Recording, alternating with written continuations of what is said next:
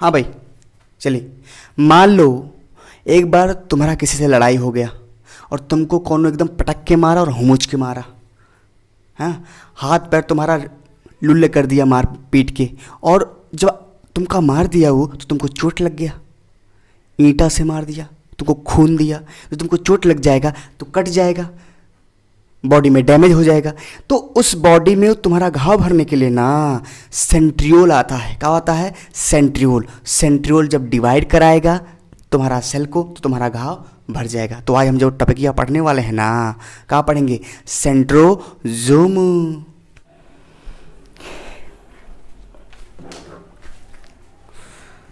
Hello जी, स्वागत है आप सबका एक बार फिर से आपके यूट्यूब चैनल डीसी एकेडमी में। और आज हम सब जो पढ़ने वाले हैं उस टॉपिक का नाम होगा सेंट्रोजोम। जी हाँ, हम जो पढ़ेंगे उसका नाम होगा सेंट्रोजोम। तो इसको समझने से पहले आइए हम कुछ चीज़ें समझ लेते हैं, तब इस टॉपिक पे चलते हैं। आपको पता होगा कि क्या होता है कि जब हमको चोट लगती है, कहीं भी चोट लग जाती है तो दर्द बहुत होता है। आया? तो जब चोट लग जाती है या कहीं फट जाता है तो आपको पता होगा कि डॉक्टर आपको दवा देता है और आप एक हफ्ते के अंदर आपका घाव भर जाता है। एनिमल सेल की बात कर रहा हूँ, प्लांट की बात नहीं कर रहा हूँ, तो ध्यान से सुनिएगा। क्या होता है जब हमें चोट लगता है, तो जब चोट लगता है तो सही बात है, लेकिन जब चोट लगता है तो हमारे सेल को ऑर्डर दिया जाता है कि भाई आपको क्या करना, घाव भरना है इसका पूरा, ठीक है ना। तो वो सेल क्या करता है, अपने नंबर को बढ़ा देता है। जब वो नंबर को अपने बढ़ा देता है तो क्या होता है, आपका घाव भर जाता है। तो आपको याद ये रखना होगा कि एनिमल सेल अगर डिवाइड करने की कोशिश करता है तो उसको सेल डिवीजन करने में या उसको डिवाइड करने में जो परमिशन देता है उसका नाम होता है सेंट्रोजोम। क्या नाम होता है? सेंट्रोजोम। का नाम होता है सेंट्रोजोम। आया क्या? अरे आया क्या? तो सेंट्रोजोम बोलते हैं, ठीक है ना। तो छोटी सी बात है और इसके बारे में हमें जानना होगा। आइए हम समझ लेते हैं। देखिए, ये लिखा गया है सेंट्रोजोम। क्या लिखा गया है? सेंट्रोजोम। तो इसके बारे में छोटी सी बेसिक पॉइंट आपको मैं बताऊं कि सेंट्रोजोम की अगर आप बात करेंगे ना तो ये माइन्यूट सब माइक्रोस्कोपिक होता है। इसका मतलब बहुत ही छोटा होता है। और सब माइक्रोस्कोपिक का मतलब होता है कि ये अगर आपको इसको देखना होगा ना तो माइक्रोस्कोप या इलेक्ट्रॉन माइक्रोस्कोप आपको यूज़ करना पड़ता है। आगे चलते हैं। अगर हम बात करेंगे तो देखिए, सेंट्रोजोम की सबसे बड़ी लक्षण ये होता है कि ये आप बेल्टी टू फॉर्म आर डुप्लीकेट्स। इसका मतलब ये होता है कि सेंट्रियोल के पास इतनी ताकत है कि इसको अगर अपने जैसा सेंट्रियोल बनाना है तो न्यूक्लियस से इसको परमिशन लेने की ज़रूरत नहीं पड़ती। ये अपना डुप्लीकेट खुद बना सकता है। नेक्स्ट पॉइंट की बात करें, देखिए लिखा गया डू नॉट कंटेन। ये तो बड़ा आसान सी बात है। सेंट्रोजोम के पास डीएनए नहीं होता है और इसके पास मेम्ब्रेन भी नहीं होता है। इसका मतलब सेंट्रोजोम मेम्ब्रेन लेस होता है। ठीक, अगर हम आगे चलेंगे तो ये बोलेंगे हम डिप्लोजोम। क्या बोलेंगे? डिप्लोजोम। और ये देखिए सेंट्रोस्फीयर लिखा गया है, ये काइनोप्लाज्म लिखा गया है, ये सेंट्रोजोम लिखा गया है और ये लिखा गया आपका प्रेजेंस और अब्सेंस। तो इनके बारे में हमें जानकारी लेनी है। तो पहले हम स्टार्ट करेंगे डिप्लोजोम से। तो हमने ये सीखा, देखिए क्या होता है कि जो आपका सेल है, ठीक, तो सेल के साइटोप्लाज्म में एक स्पेसिफिक रीजन में सेंट्रोजोम अपने आप को पनपा लेता है, अपने आप को रख लेता है। तो आप समझ सकते हैं। तो क्या होता है, मान लीजिए इस पूरा साइटोप्लाज्म है तो साइटोप्लाज्म की एक एरिया, तो बोलेंगे कि जो साइटोप्लाज्म पे एक स्पेसिफिक एरिया होता है ना, साइटोप्लाज्म को जो स्पेसिफिक एरिया होता है उस एरिया में कौन पनप लेता है? कौन? सेंट्रोजोम। तो बोलेंगे कि ये मान लीजिए सेंट्रोजोम कौन है? ये कौन है? सेंट्रोजोम है। समझिए सेंट्रोजोम है। तो सेंट्रोजोम क्या कर रहा है? ये सेंट्रोजोम कहाँ पनपता है आपको याद रखना है। सेंट्रोजोम साइटोप्लाज्म के एक स्पेसिफिक एरिया को अपना एरिया बना लेता है और उसी को अपना सब कुछ मान लेता है, उसे बोलते हैं सेंट्रोजोम, है ना। तो आप ये क्वेश्चन आपसे पूछेगा साइटोप्लाज्म में क्या आपका सेंट्रोजोम हर जगह होगा? नहीं, स्पेसिफिक प्लेस में होगा साइटोप्लाज्म में, है ना। तो बोलेंगे कि देखिए अब ये सेंट्रोजोम बन गया है तो सेंट्रोजोम के अंदर जो फ्लूइड है ये आपको दिख रहा होगा, है ना। इस फ्लूइड को सेंट्रोजोम के अंदर जो फ्लूइड है, क्या है? फ्लूइड है। इसको हम दो नाम दे सकते हैं, या तो इसको हम सेंट्रोस्फीयर कह सकते हैं। क्या बोल सकते हैं, सेंट्रोस्फीयर। या इसी को एक नाम हम और दे सकते हैं जिसका नाम होगा काइनोप्लाज्म। क्या नाम होगा, काइनोप्लाज्म नाम होगा। समझ में आया। तो ये रहा सेंट्रोजोम और ये रहा आपका इसके अंदर लिक्विड भरा जो भी है, मैट्रिक्स है, जो भी कह सकते हैं आप, वो सेंट्रोस्फीयर है और क्या है, काइनोप्लाज्म। आया समझ में। अब इसके अंदर आपको क्या मिलेगा, 2 सेंट्रियोल मिलेगा। तो ये सबसे खास बात ये होती है, हम लिख सकते हैं कि जो आपका सेंट्रोजोम है, क्या, जो सेंट्रोजोम है लाई इन किसमें, सेंट्रोस्फीयर। सेंट्रोस्फीयर जो आपका सेंट्रियोल है, ये जो सेंट्रोजोम सॉरी ये सेंट्रोजोम नहीं होगा, ये सेंट्रियोल होगा, सॉरी फॉर दैट। तो इसमें लिखा गया है कि आपसे बताया जाएगा कि जो सेंट्रियोल होता है अगर वो सेंट्रोस्फीयर में आएगा, है ना, तो lie in centrosphere at 90 degree to each other, ये लिखा गया है। ये अगर मान लीजिए सेंट्रियोल सेंट्रोस्फीयर में आ रहा है, लाई कर रहा है, तो एक दूसरे के 90 डिग्री होंगे, आया ना, तो 2 होंगे, है ना। तो हम बोल सकते हैं 2 सेंट्रियोल, क्या बोल सकते हैं, 2 centriole lie in centrosphere at 90 degree to each other, एक दूसरे के 90 डिग्री होंगे, और उन्हीं को बोलते हैं डिप्लोजोम। क्या बोलते हैं, डिप्लोजोम बोलते हैं। अरे क्या बोलते हैं, डिप्लोजोम बोलते हैं। ये बहुत इंपॉर्टेंट पॉइंट आप देख लेते हैं। देखिए सेंट्रियोल बना लीजिए, वो भी उसमें 9 ट्रिपल रिंग होनी चाहिए, तो 9 कर लीजिए, 1 2 3 4 5 6 7 8, सॉरी ये छोटा हो गया, 1 2 3 4 5 6 7 8 9। अब ये 9 समझ सकते हैं,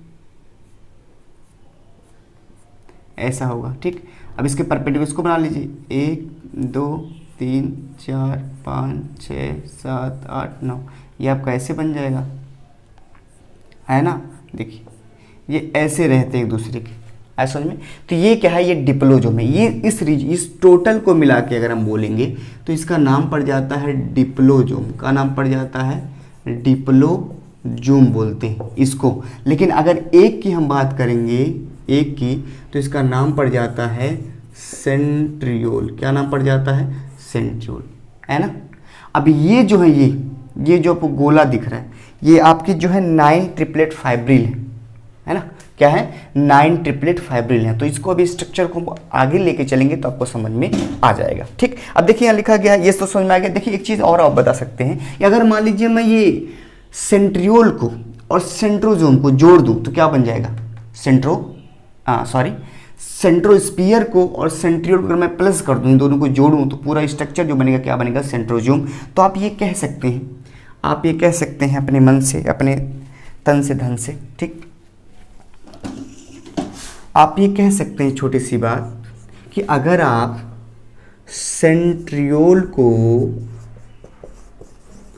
प्लस कर दो, किसके साथ बताइए, सेंट्रोस्फीयर के साथ, और आप सेंट्रोस्फीयर को क्या बोलते हैं, सेंट्रोस्फीयर को आप बोलते हैं काइनोप्लाज्म, तो बराबर जो आपको मिलेगा वो क्या मिलेगा, सेंट्रोजोम मिलेगा। क्या मिलेगा, सेंट्रोजोम मिलेगा। छोटी सी बात है, बहुत इंपॉर्टेंट पॉइंट है, ठीक। आगे आते हैं। अगर मान लीजिए आपसे पूछे कि ये बताइए कि आपके पास कितने क्वेश्चन में दे देता हूँ, मान लीजिए क्वेश्चन में आपको दे देता हूँ, ये देख लीजिए बहुत इंपॉर्टेंट पूछेगा आपसे कि बताइए आपके पास मान लीजिए 5 सेंट्रोजोम है, 5 सेंट्रोजोम है, तो पूछेगा नंबर ऑफ सेंट्रियोल बताइए कि कितने सेंट्रियोल होंगे। तो आपको पता होगा कि एक सेंट्रोजोम के अंदर, ये क्वेश्चन पूछेगा नंबर ऑफ सेंट्रियोल बताइए, तो आपको पता होगा कि एक सेंट्रोजोम के अंदर 2 सेंट्रियोल होते हैं, है ना। एक सेंट्रोजोम के अंदर 2 सेंट्रियोल होते हैं, तो बताइए 5 के अंदर, तो 5 × 2 बराबर कितना होगा, 10 सेंट्रियोल हो जाएंगे। कितने, 10 सेंट्रियोल हो जाएंगे। समझ में आया ना। ये रहा क्वेश्चन आपका। इसमें मेरे ख्याल से आपको दिक्कत नहीं आनी चाहिए, छोटी सी बात है, इतना तो आपको समझ में आना ही चाहिए। आया समझ में। इतना तो आपको समझ में आना ही चाहिए। अब देखिए इसमें एक टॉपिक और है जो हम इसको लेके चलने वाले हैं, है ना। तो मैं यहाँ लिख देता हूँ, छोटी सी बात है, देखिए यहाँ मैं लिख देता हूँ। इसमें क्या होता है, देखिए मैं समझाता हूँ आपको। इसमें पूछेगा, देखिए लिखा है ना प्रेजेंस और अब्सेंस, तो यहाँ प्रेजेंस अब्सेंस देख लीजिए आप। तो हम बोलेंगे कि अगर हम इसकी बात करेंगे, सेंट्रियोल का ही मान लीजिए, क्योंकि साहब हम ज़्यादातर नाम सेंट्रियोल का ही लेते हैं, सेंट्रोजोम का नहीं लेते हैं। तो सेंट्रियोल जो आपका होगा ये प्रेजेंट होगा किसमें किसमें, all eukaryotic organism, all eukaryotic organism, जो भी जितने भी यूकैरियोटिक ऑर्गेनिज्म हैं उसके अंदर आपको सेंट्रियोल मिलेगा। और ये एब्सेंट किस में होगा, ये एब्सेंट होगा आपका, एब्सेंट इन कहाँ कहाँ, मैं लिख देता हूँ 1 2 3 4। एब्सेंट होगा आपका एंजियोस्पर्म में, जिम्नोस्पर्म में, जिम्नोस्पर्म में, फंजाई में, अलगा में। छोटी सी बात है भाई कि सेंट्रियोल जो हमने बोल दिया आपको, जितने भी ह्यूमन हैं, आया, जितने भी ह्यूमन हैं, एनिमल हैं, ये उसके अंदर पाया जाता है। कौन, सेंट्रियोल। तो ये लिखा गया ना ऑल यूकैरियोटिक ऑर्गेनिज्म, है ना। बेसिकली किसकी बात करेंगे, एनिमल का। किसकी बात करेंगे हम सब, एनिमल की ज़्यादातर बात करेंगे। All eukaryotic organism animal, all eukaryotic animal कह सकते हैं, क्योंकि ऑर्गेनिज्म में तो आपका प्लांट भी आ जाता है, आया ना, कौन आ जाता है, प्लांट भी आ जाता है। तो मेरे ख्याल से इतनी जो पॉइंट है आपको समझ में आ चुके होंगे। अब हम इसके स्ट्रक्चर की बात करेंगे, इसकी बात करेंगे, स्ट्रक्चर की बात करेंगे, ठीक है ना। अभी मैं क्वेश्चन भी दूंगा, उसको भी आपको करना होगा। आपने सेंट्रोजोम पढ़ लिया, तो सेंट्रोजोम में जो आपका मेन पॉइंट है, जब वो मेन चीज़ याद रखना है, उसमें आपको जो याद रखना है, जो इम्पॉर्टेंट है, वो ये चीज़ है कि जो सेंट्रोजोम होता है उसके अंदर जितना भी लिक्विड फिलअप होता है उसको हम सेंट्रोस्फीयर कहते हैं, या उसे हम काइनोप्लाज्म कहते हैं। अगर हम बात करेंगे उसके अंदर बैठे एक शख्स की, जिसका नाम होता है सेंट्रियोल, और कभी भी सेंट्रोजोम अगर आता है ना तो एक सेंट्रियोल लेके नहीं आता है। उसके पास अगर सेंट्रियोल पाया जाएगा तो उस 2 पाए जाएंगे, और वो दोनों एक दूसरे के परपेंडिकुलर होते हैं 90 एंगल पे, ठीक। और उन दोनों को मिला के हम डिप्लोजोम कहते हैं। आया समझ में। ये पॉइंट आपके लिए बहुत ही बेहद जानकारी की अहम भूमिका निभाती है। चलिए अब स्ट्रक्चर की बात करें, तो स्ट्रक्चर में देखिए आपको रटना वटना नहीं है। पहली बात आपको याद रखना है कि जो सेंट्रियोल होता है उनमें जो अरेंजमेंट होता है 9+0 का होता है। मैं पहले बता देता हूँ कि सेंट्रियोल में जो अरेंजमेंट है आपका किसका है, 9+0 का अरेंजमेंट है।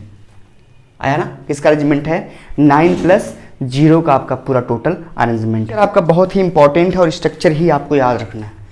तो इस बहुत स्ट्रक्चर में कोई ऐसा टिपिकलनेस नहीं है कि इतना टिपिकल होगा, बहुत आसान है। चलिए हम पढ़ लेते हैं। आइए देखिए, आपको क्या करना होगा, पहले इसमें देखिए जो मैं पहले आपको बता देता हूँ कि अगर स्ट्रक्चर की बात करते हैं हम लोग, तो देखिए स्ट्रक्चर हम किसका पढ़ेंगे, है ना। तो हम सेंट्रियोल का स्ट्रक्चर पढ़ रहे हैं, सेंट्रियोल का स्ट्रक्चर पढ़ेंगे। सेंट्रोजोम का स्ट्रक्चर हमने पढ़ लिया था, वो दूसरा था। सेंट्रियोल का स्ट्रक्चर पढ़ेंगे। तो आपको पहले बता दूं कि जब आप सेंट्रियोल का स्ट्रक्चर पढ़ते हैं ना, तो इसमें पहला आपको मिलता है सेंटर हब। क्या मिलता है, सेंटर हब मिलेगा। फिर आपको दूसरा मिलेगा रेडियल स्पोक। क्या मिलेगा, रेडियल स्पोक मिलेगा। फिर आपको मिलेगा ट्रिपलेट फाइब्रिल, ट्रिपलेट फाइब्रिल मिलेगा। क्या मिलेगा, ट्रिपलेट फाइब्रिल मिलेगा। और फिर आपको लास्ट में एक टर्म और मिलेगा, जिसका नाम होगा क्या, एसी लिंकर। क्या नाम होगा, एसी लिंकर मिलेगा आपको। क्या मिलेगा, एसी लिंकर। तो इतना आपको याद रखना है। तो सेंट्रियोल, अब पहले क्या बोलेंगे कि भाई जब आप सेंट्रियोल को पढ़ने जाओगे ना, तो आपको क्या करना होगा, इनका नाम याद रखना होगा। तो पहले आपका सेंटर हब मिलेगा, रेडियल स्पोक मिलेगा, ट्रिपलेट फाइब्रिल मिलेगा और एसी लिंकर मिलेगा। ये सारी चीज़ें मिलने के बाद आपका स्ट्रक्चर बन जाता है। नेक्स्ट पॉइंट की आप बात करेंगे, सेंट्रियोल को हम कहते हैं, नोट पॉइंट में यहाँ लिख देता हूँ, नोट पॉइंट पर लिख देता हूँ कि centriole known as, centriole known as cartwheel like structure. क्या बोलते हैं, कॉर्ट व्हील लाइक स्ट्रक्चर। समझ में आया आपको। तो हम कह सकते हैं कि कार्ट व्हील लाइक स्ट्रक्चर जो सेल और जिस सेल ऑर्गेनेल को कहा जाता है उसका नाम है, क्या नाम है, सेंट्रियोल। ये तो आपको समझ में आ चुका होगा। चलिए अब हम क्या करते हैं, स्ट्रक्चर पढ़ लेते हैं। देखिए अब इसमें क्या करना है आपको, सेंट्रियोल में आपको ऐसे बीच में सेंटर हब बना देना है। सेंटर हब बन गया आपका, सिंपल है, कोई ऐसा तो है नहीं, ये सेंटर हब हो गया बीच में। अब यहाँ से आपको 9 रेडियल स्पोक बनाने हैं। जैसे आपने देखा होगा साइकिल के जो पहिया होती है उसमें तीली लगी होती ढेर सारी, और एक सेंटर से सारी तीलियाँ जुड़ी होती। तो जो सेंटर हो तो उसको रेडियल स्पोक कह दीजिए, सॉरी उसको सेंटर हब कह दीजिए, जहाँ से तीलियाँ जुड़ती हैं। तो हम बोलेंगे कि ये क्या है, आपका सेंटर हब है। ये मैंने लिख दिया CH का मतलब सेंटर हब। अब यहाँ से 9 रेडियल स्पोक निकालिए, तो आप गिन सकते हैं 1 2 3 4 5 6 7 8 और ये लास्ट है आपका 9। ये 9 रेडियल स्पोक निकल चुकी है। इसका मतलब इस सेंटर हब से कितनी रेडियल स्पोक निकली है, 9। तो मैं यहाँ लिख सकता हूँ ये जो आपका नाम है इसका नाम पड़ेगा रेडियल स्पोक। क्या नाम पड़ेगा, रेडियल स्पोक। और ये क्या है, सेंटर हब। तो आपसे पूछेगा सेंट्रियोल से कितनी रेडियल स्पोक निकल जाती हैं, 9 निकलती है। कितनी, 9। अब इनसे आपको क्या करना, देखिए ये है ट्रिपलेट फाइब्रिल जोड़ दीजिए, तो सब में 3 वो भी 40 एंगल पे है ना। तो इनको आपको 40 एंगल पे 3 ट्रिपलेट फाइब्रिल जोड़ दीजिए, 1 2 3 1 2 3, यहाँ 1 2 3 40 एंगल पे देखिएगा, 1 2 3, यहाँ 1 2 3, फिर यहाँ जोड़ दीजिए 1 2 3, फिर 1 2 3 1 2 3 1 2 3 1 2 3। आया समझ में। अब इससे क्या हो गया, ट्रिपलेट फाइब्रिल जुड़ चुकी है। किसी को कोई दिक्कत तो नहीं आनी चाहिए। आया समझ में। तो यहाँ देख लीजिए सेंटर हब है, इससे 9 रेडियल स्पोक जुड़ी हैं और हर रेडियल स्पोक से आपको 9 ट्रिपलेट फाइब्रिल जुड़ी दिख रही हैं। ये सारी की सारी क्या है, ये आपकी क्या है, इनको बोल सकते हैं हम ट्रिपलेट क्या बोल सकते हैं, ट्रिपलेट फाइब्रिल बोल सकते हैं। क्या बोल सकते हैं, ट्रिपलेट फाइब्रिल बोलेंगे। अब इनसे क्या करना, आपको ऐसे लिंकर जोड़ दें, तो जैसे जोड़ दीजिए 1, ऐसे लिंकर जोड़ दीजिए। थोड़ा डायग्राम आगे पीछे हो सकता है तो आपको इसमें शर्माने की जरूरत नहीं है, क्योंकि हम एक आर्टिस्ट है, बट हम इसको ज़्यादातर इतना नहीं है कि अब उसको पूरा अच्छे से बनाने में हम इसमें टाइम जाया करें। बस आपको सिंपली समझ लेना है। ये क्या है आपका, बताइए, ये है आपका AC लिंकर है। क्या है, AC लिंकर। समझ में आया, ये छोटी सी बात है। तो आप देख सकते हैं कि ये सेंटर हब है, इस सेंटर हब से 9 रेडियल स्पोक निकली हुई है। ये सारी रेडियल स्पोक है और हर रेडियल स्पोक पे आपका 3 ट्रिपलेट फाइब्रिल होती है। और ट्रिपलेट फाइब्रिल, एक ट्रिपलेट फाइब्रिल को दूसरी ट्रिपलेट फाइब्रिल से जोड़ने के लिए यूज किया जाता है AC लिंकर का। और याद रखेंगे ये सेंट्रियोल के बाहर आपको मिलता है, यहाँ पे मस्यूल मिलता है। क्या मिलता है, मस्यूल। क्या मिलेगा, मस्यूल। इनका नाम मस्यूल होता है। आए समझ में। ये 9 + 0 में हटा देता हूँ, इसको क्या बोलेंगे, मस्यूल। तो इसका जो नाम है क्या है, मस्यूल। आया ना। तो सेंट्रियोल की ये बाहर होता है और हेल्पफुल होता है, हेल्प इन, किसी में करके help in formation of more centriole, help in formation of more centriole. ठीक है ना। ये किससे मदद करता है, और सेंट्रियोल बने उसमें मदद करता है। कौन, मस्यूल। ये सेंट्रियोल के बाहर पाया जाता है। ठीक, ये स्ट्रक्चर भी आपका खत्म हो गया, मेरे ख्याल से भी खत्म हो गया। अब देखिए लिखा गया है मेटोस, MTOS। क्या नाम लिखा है, मेटोस, MTOS। मेटोस का ये क्वेश्चन आता नहीं है, लेकिन आप याद रखिएगा, ये मेटोस जो लिखा गया है, मेटोस का मतलब फुल फॉर्म होता है, देखिए, माइक्रोट्यूब्यूल ऑर्गेनाइजिंग सेंटर। क्या नाम होता है मेटोस का, माइक्रोट्यूब्यूल ऑर्गेनाइजिंग सेंटर। तो ये क्या होता है इसमें कि ये सेल डिवीजन में मदद करता है ना, माइक्रोट्यूब्यूल को अरेंज करके, तब सेल डिवीजन होगा। तो सेंट्रियोल को अगर सेल डिवीजन करना होगा ना, तो वो मेटोस की मदद लेता है ताकि सेल डिवाइड कर ले, क्योंकि ये माइक्रोट्यूब्यूल को अरेंजमेंट कराता है, तभी तो स्ट्रले बनेगा ना। छोटी सी बात है, ज़्यादा इंपॉर्टेंट वो नहीं है, लेकिन मस्यूल इंपॉर्टेंट है जो सेंट्रियोल के नंबर को बढ़ा देता है। अब लास्ट टॉपिक आपका है फंक्शन। ये फंक्शन क्या, तो अब यहाँ क्या करना है आपको, सेंट्रियोल का फंक्शन पढ़ना है। क्या पढ़ना है, सेंट्रियोल का फंक्शन, सेंट्रियोल क्या करता है। तो आइए हम देखते हैं। देखिए लिखा गया है कि सेंट्रियोल जो होता है उसके पास DNA नहीं होता है। अगर डीएनए नहीं है तो अगर सेंट्रियोल को अपने लोगों को बनाना होगा तो फिर कैसे बनाएगा? तो बोलेंगे कि इसके पास भले ही डीएनए नहीं होता है, मोर सेंट्रियोल बनता है, more centriole form by help of क्या नाम है उसका? मस्यूल नाम है। क्या नाम है? मस्यूल। ये न्यूक्लिएटिंग सेंटर का काम करता है। इसका मतलब ये हुआ भले ही सेंट्रियोल के पास डीएनए नहीं है लेकिन ये अपने आप को बना लेता है, अपना नंबर बहुत जास्ती बना लेता है, क्योंकि किसकी मदद से? मस्यूल की मदद से। मस्यूल क्या होता है? ये सेंट्रियोल के बाहर होता है, उसे बोलते हैं मस्यूल। आया? चलिए, अगर आप बात करेंगे सेल डिवीजन की, है ना, अगर आप बात करेंगे सेल डिवीजन की, बताइए, मोबाइल फ्लाइट मोड में भी रखें तभी अलार्म बज जाता है, कोई बात ना। चलिए, तो ये तो समझ में आ गया। Next, help in cell division. Help in cell division, इसका मतलब ये हुआ कि अगर सेंट्रियोल सेल डिवीजन में मदद करेगा तो क्या बना के? ये क्वेश्चन इंपॉर्टेंट है। क्या बोलेंगे? मटोस, माइक्रोट्यूब्यूल ऑर्गेनाइजिंग सेंटर बना के सेंट्रियोल सेल डिवीजन में मदद करता है। कैसे? तो उससे पूछेगा, ये बताइए, आपको सिंपल ही पता है कि centriole help in cell division, तो आप कैसे बताएंगे कि ये सेल डिवीजन में क्या बना के मदद करता है? तो आप बोलेंगे क्या बनाता है?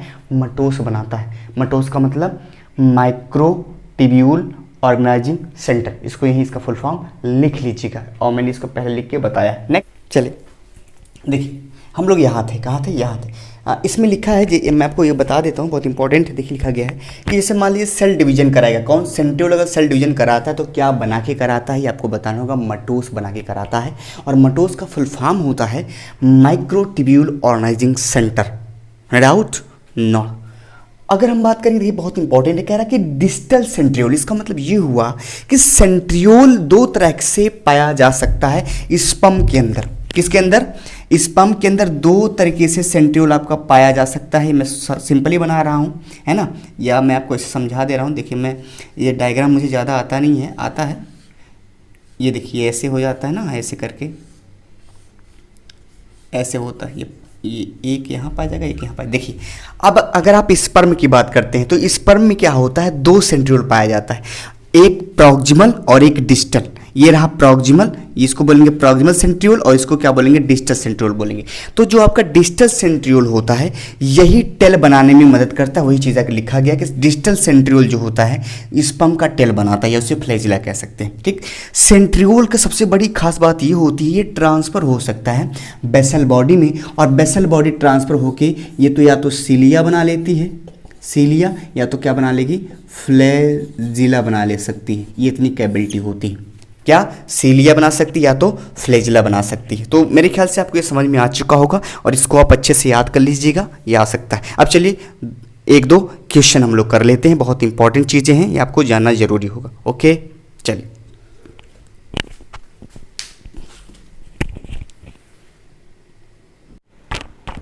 हाँ भाई, तो चलिए ये क्वेश्चन है आपके नाम, ये क्या करना है? देखिए क्वेश्चन लिखा गया कि 5 सेंट्रियोल हैं, 5 सेंट्रियोल हैं, उसमें आपको पता करना है कि कितने उसमें रेडियल स्पोक बनेंगे, कितने ट्रिपलेट फाइब्रिल बनेंगे, और कितना एसी लिंकर बनेगा, और कितने मस्यूल बनेंगे। इसको आपका आंसर कमेंट सेक्शन में आ जाना चाहिए, ठीक है ना, और अपना नाम जरूर लिखिएगा कि आपका नाम ये है और आपने इसका आंसर बताया है, ठीक है ना। क्वेश्चन क्या पूछ रहे हैं कि 5 सेंट्रियोल हैं, 5 सेंट्रियोल हैं, उसमें बताइए रेडियल स्पोक कितने होंगे, ट्रिपलेट फाइब्रिल कितने होंगे, एसी लिंकर कितने होंगे, और मस्यूल कितने होंगे। आपको बता देते हैं कि एक सेंट्रियोल के अंदर रेडियल स्पोक का नंबर 9 होता है, ट्रिपलेट फाइबर एक सेंट्रियोल के अंदर 27 होते हैं, और एसी लिंकर 9 होता है, और मस्यूल भी 9 होता है। अब आपको करना है क्या? आंसर है। ओके, मिलते हैं फिर अगले नए लेक्चर में एक प्रॉड लेवल के साथ। Thank you.